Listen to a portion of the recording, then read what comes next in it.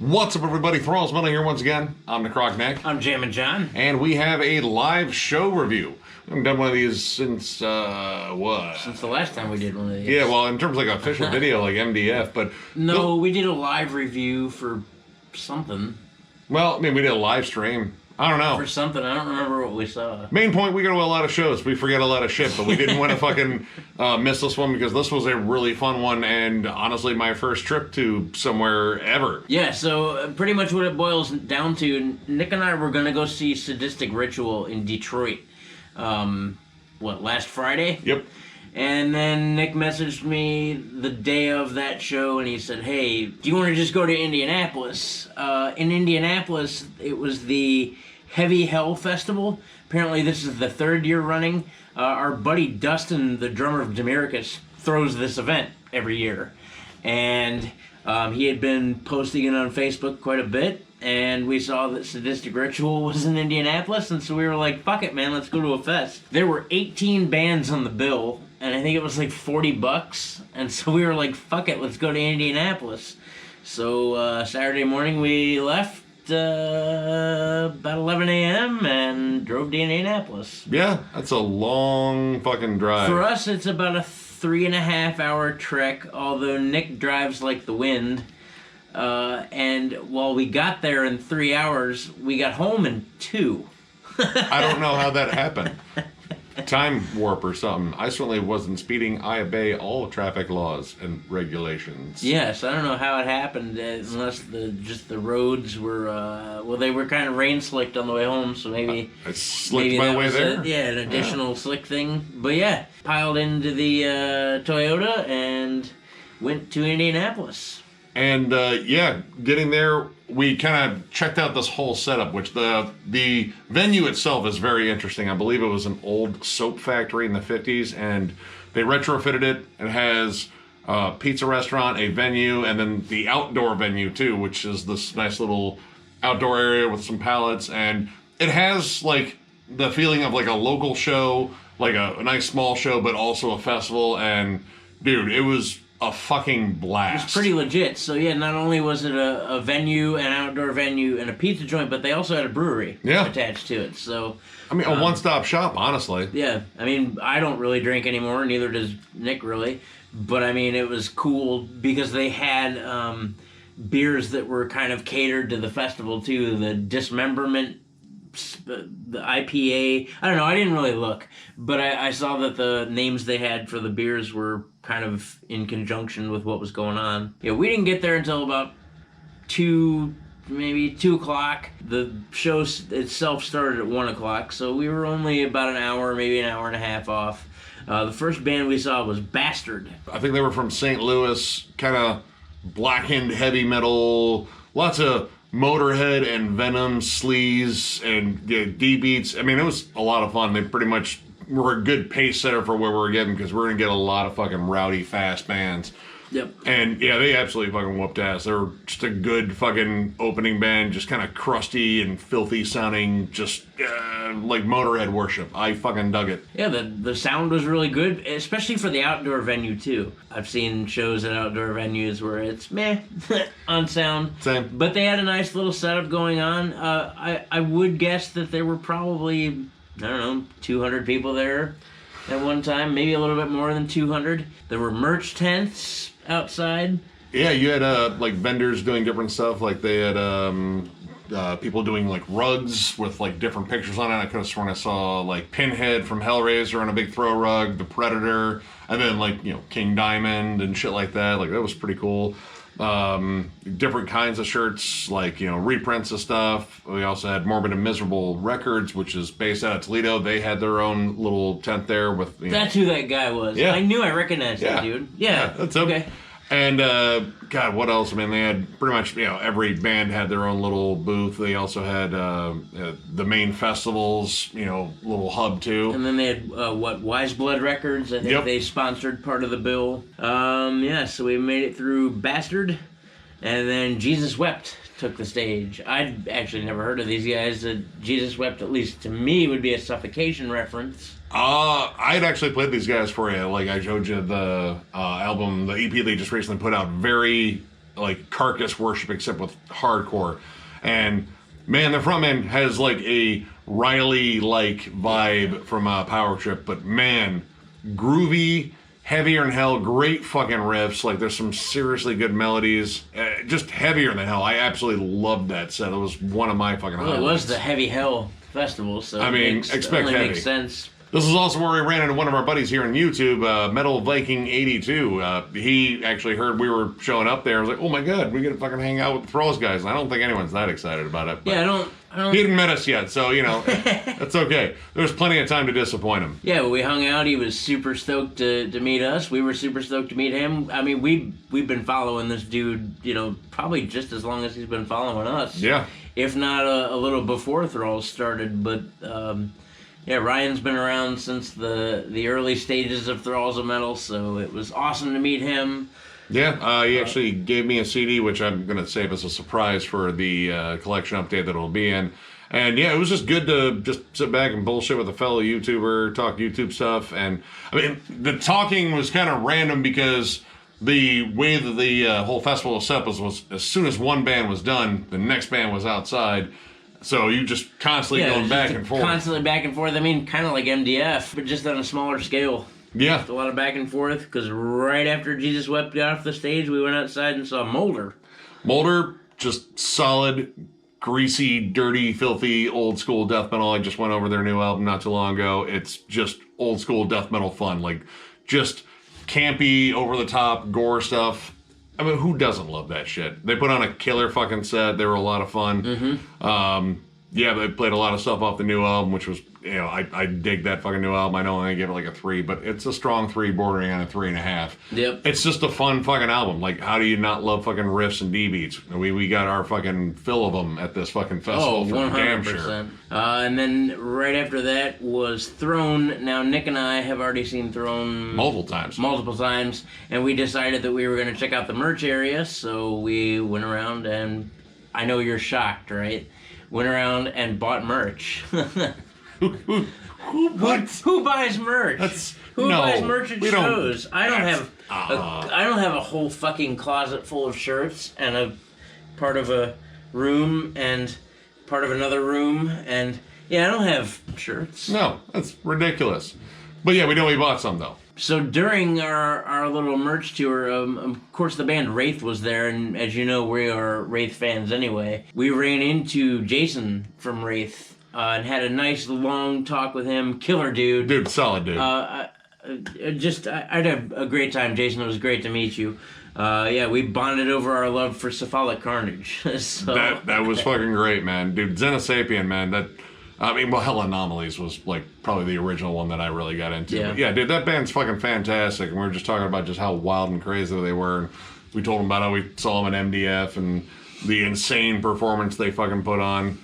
It was just awesome running into them, talking shop. We also got to talk about maybe doing Full Terror Assault next year. Like this year, maybe it's a little too soon.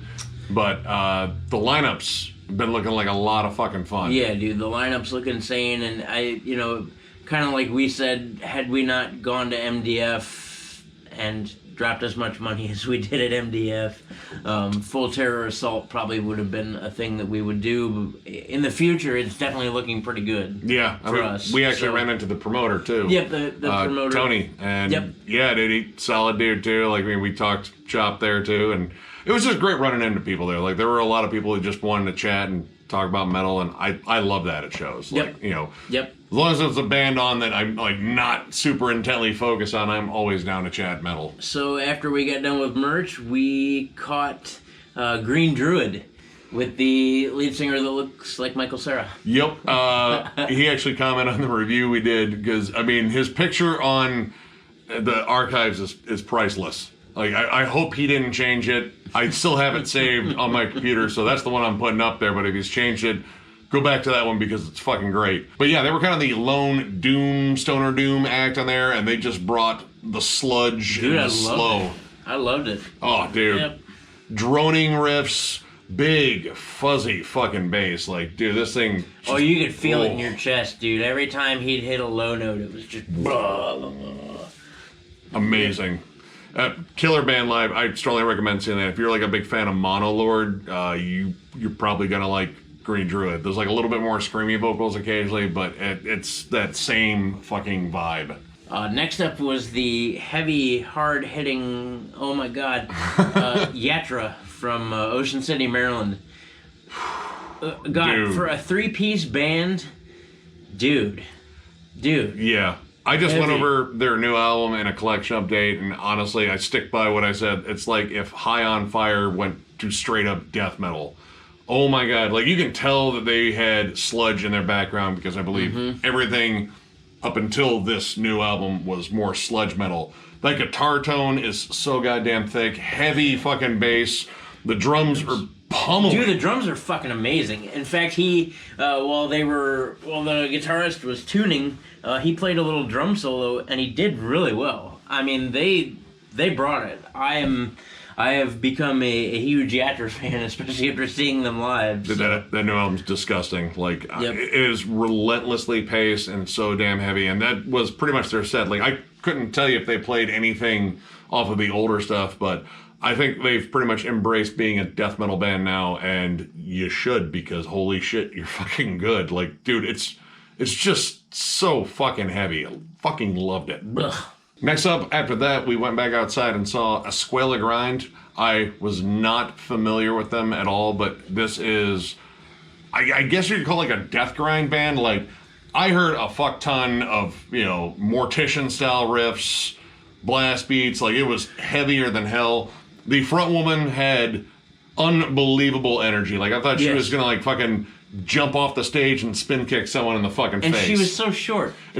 Teeny Tiny little lady just screaming her lady balls off. Compact fucking viciousness. Yep. They had like what looked like an absolute ball on stage. Like, we were actually talking back and forth with Ryan. We're talking with Jason too, and just BSing. But I was definitely like, man, that's fucking heavy. Yeah, we were chit chatting, but we weren't standing too far from the stage. So I just remember like stopping in mid conversation at multiple points, and going, Dude, yeah, dirty slams. Yep.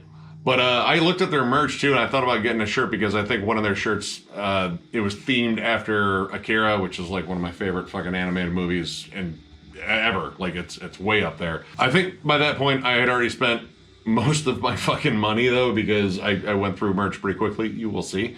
They were fucking killer though. I had never heard of this band. Legit first exposure. I might have to actually check out some of their shit if I can find it in like a distro or something, or in a record store, because it was good. Shortly after that, we went back into the indoor venue, of course, for one of the bands that we came to see, Sadistic Ritual. Fuck. Yeah. Dude, they were so good. They like literally everything I wanted. I've been hooked on the new album, The Enigma Boundless. If you have not heard it, go fucking get it. It's one of the best thrash, death, black metal. Like, it's such a heavy hybrid. It's fucking Riff City. And they had such good sound too. That was one of the bands that got the better sounding mixes throughout the night. Everything was crisp and clear, and the riff factory and drums, and they brought it. And they played for half an hour, and they bullet trained through a set, but they nailed it. And I need to go back and jam their first album, because they played a fair amount off the first album, and I was like, man, that one is really good too. But man, this new one's just stupid good.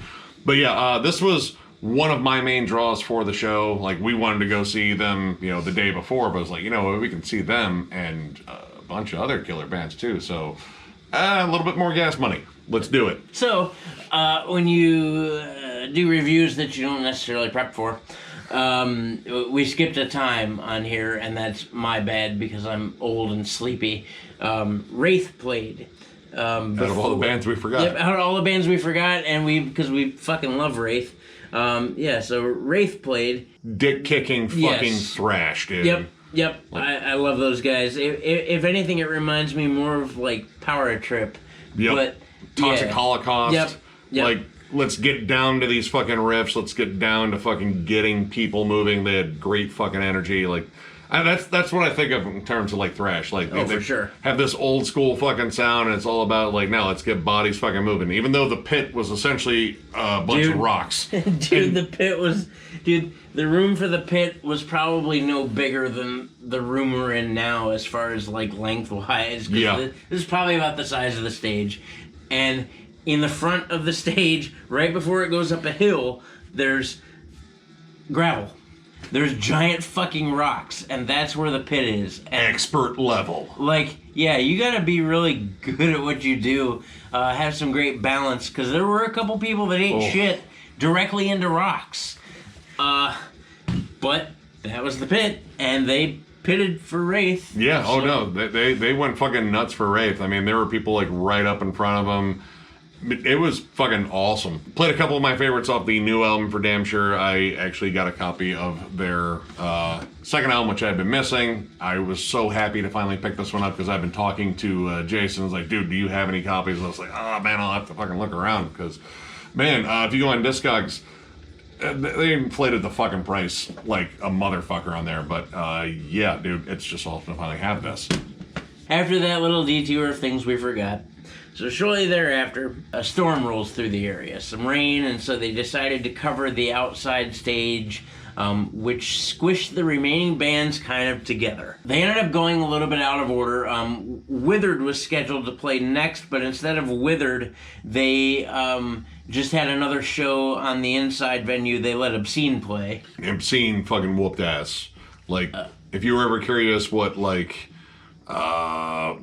a groove-laden suffocation mixed with asphyx sounded like, that would be it. Their vocalist has some of the most disgusting fucking vocals. Like, anytime he, talked, of course it was normal, but whenever he said the song title, I don't know what you said, but it sounded like the ghost of a zombie. Yeah. Which, it was, kind of horrifyingly ghastly, and it fucking works. Like, dude, they put on an absolutely killer set. Yep. And they kind of bullet trained through. I think they, by this time at the game, because they were squishing so many bands together, the last few bands that played kind of cut their sets a little bit short.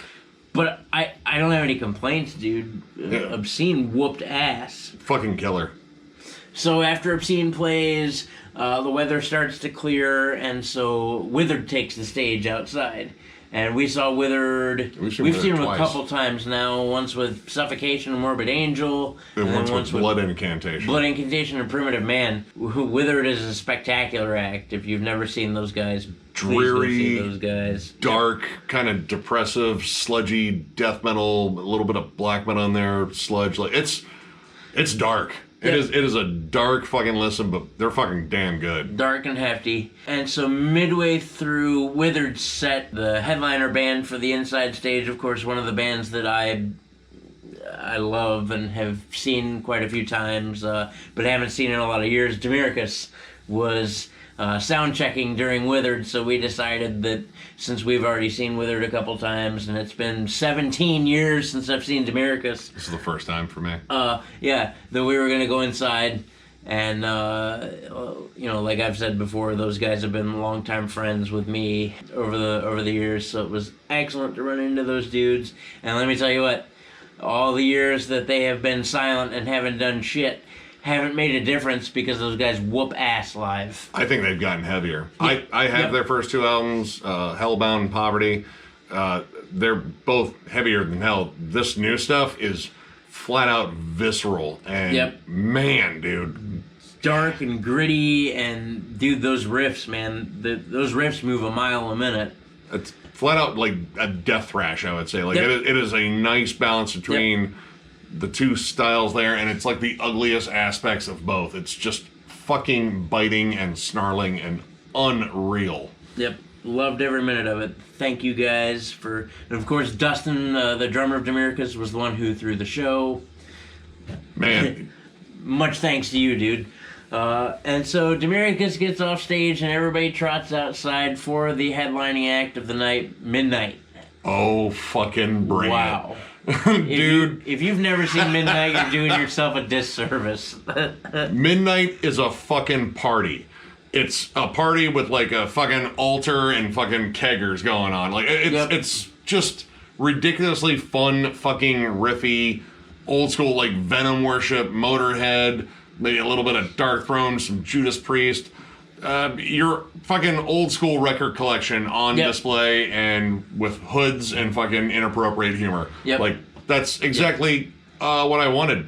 And those guys were moving. Both the bassist and guitarist spent time standing on top of the PA and jumping around like idiots and set something on fire and yeah. Athanar, he is a showman. He is a 100% giant showman. Like, he took a oil-soaked rag or something like that, put it on the end of his fucking bass, lit it on fire, and then came out to the fucking pit and just played bass and like, dude, it was fucking ridiculous. Like, we were sitting back, like, is he coming this way? Because that thing's like really on fire. Yeah, amazing fucking set. I mean, I knew it would be. This is my second time seeing Midnight. They whooped ass. The first time I saw it, I just didn't expect any drop off at all, and lo and behold, there wasn't. This whole thing was a fucking blast. Yeah, I had a good time. I'm super glad we went. After the show, of course, we got to meet up with Demericus and got some pictures taken. Got to hang out with some folks a little bit. It was just an all-around good time. The crowd was pretty awesome. The venue was awesome. It was super relaxed. There were no issues, no problems. Dude, everyone was like super chill and super fucking like cool with each other. I didn't see any fucking fights or anything like that. Like, you get like a sense of community. Like, like there's a Midwest metal thing going on. Yeah. It's kind of cool to be a part of it in some way. And after they closed it down, we decided we needed something to eat because we hadn't eaten shit since we got there. I mean, the pizza looked fucking fantastic. Dude, let me tell you what. Dude, I wish I had taken a picture. The pizza, no joke. The slices of pizza they were giving were probably this big. I mean, they were huge. And it looked really, really good. And it looked like old-style brick oven pizza, too. Dude, it looked amazing. The pizza slices were big enough to have their own fucking zip code. Yep. They looked amazing, but we were just kind of bouncing back and forth between bands and shit. And, you get hooked and it's like, I just saw a kick-ass band. Ooh, another kick-ass band. Let's go see that. So we didn't get a chance to eat, so we went to a place called Loom down the street, which is a cool bar / pinball arcade / laundromat. Yep. All those things in one building, and it was awesome. The bartender there, actually, he's a longtime friend of Dustin's, I guess, and we sat back and bullshitted about metal and punk and music, ate some fucking killer burgers. Yeah. Watched some dudes in the corner play Mario Kart on an N64, and we're like, man, dude, I can pick apart their technique right now because we play a lot of Mario Kart here.